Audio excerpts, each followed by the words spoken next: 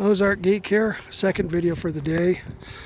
Actually, this work I did last week. The only thing I've got left to do on this project is put this wheel liner in, which goes right inside here, and that's to cover all this stuff you see on the inside.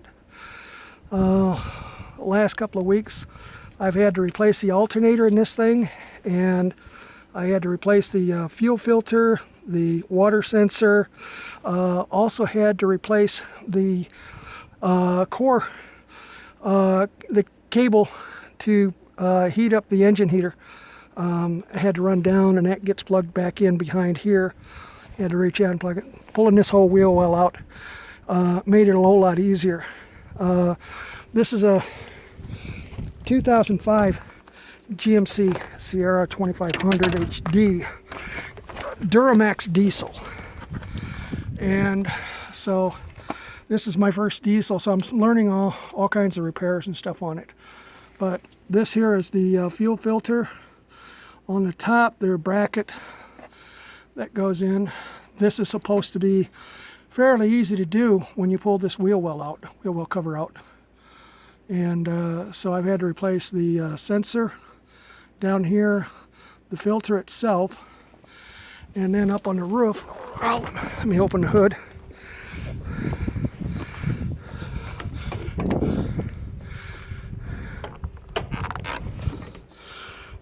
Get over here where you can see. This is the top of the fuel filter. It comes in and goes out, goes to the engine there.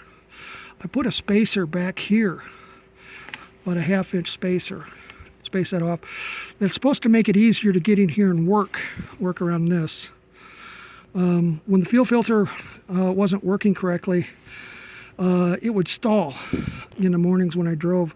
What I'd have to do is I'd come over here and loosen this screw, and then this part here pushes down to help prime the fuel filter, and you keep pushing it down until you have diesel fuel squirting out of this, and then tighten it back up.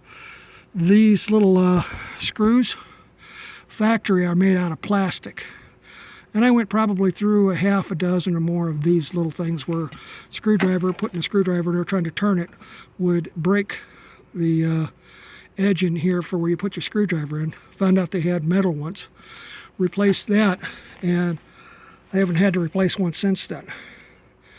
But in general, it's not too bad. The clips here to connect the fuel lines to this were these spring clips that you had like 2 prongs on one side, one on the other, and you had to squeeze them. They were a real pain. That's what took most of my time in trying to do this repair. So what I did is I just replaced them with regular screw-on fittings to tighten them up. But overall, that's what I've kind of done.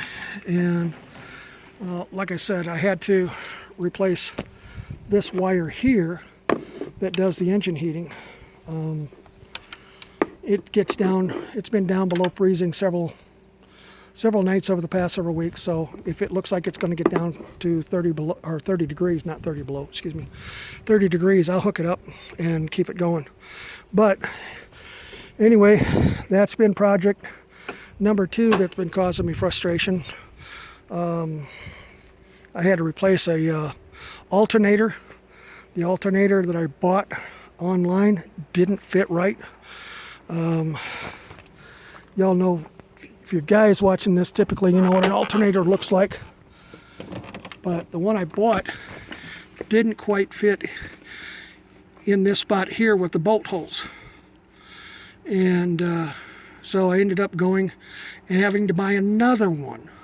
I've still got the one that I bought and the one I took out, and then there's a little pulley down here, tensioner if you will, that keeps the serpentine belt tight. Pay attention to which direction those go on. If it doesn't go one way, try the other way. I tried too hard in one direction and ended up breaking the piece off and having to buy another one. Here's the original I took off, which I thought was bad. I'll probably assume that I was just pulling it in the wrong direction. So this one's probably still good, so I'm going to hang on to it for a while. But anyway, that's what we got. I got a bunch of plywood stacked up out here, and some other pieces. The wife wants a chicken coop. She wants to start raising chickens, so we're going to use some of these pallets that I've got, tear them apart, rework them, different things like that. These pallets here, these long pallets, I got another one at work I'm going to pick up. I'm going to use them for decking, replace the pallets that I've got going around the camper, and use that for like decking that I can walk on all the way around the camper without having to walk in the mud. But other little projects. So it's kind of where we're at. Here's my NVIS antenna is up for HF radio, ham radio. The idea of this is HF band, but near range, up to like 500 miles. I'll play with that. That's our dog Masse. And then I've got a long wire antenna that's going from that tree you see back out there over to the top of the camper.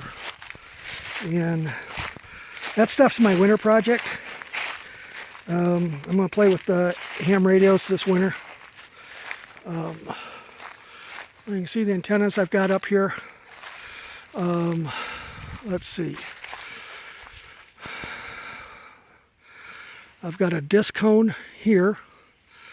I've got a 2-meter 440 Yagi right there.